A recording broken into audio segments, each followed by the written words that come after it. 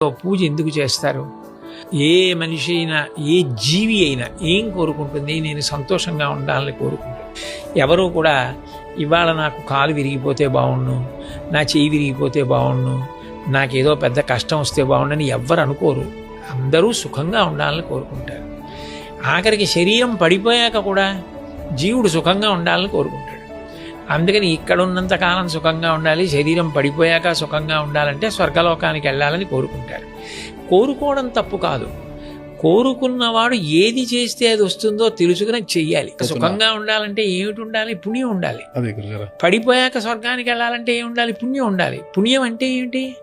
నీ గురించి కాకుండా 10 మంది గురించి ఆలోచించడం. నేను తినేశానా లేదా కాదు, కనీసం ఒక్కడికైనా పెట్టానా అంటే కేవలం తను సుఖపడడం కాదు, నా వలన ఇంకొక ప్రాణి కూడా సుఖపడిందా, 10 మంది సుఖపడు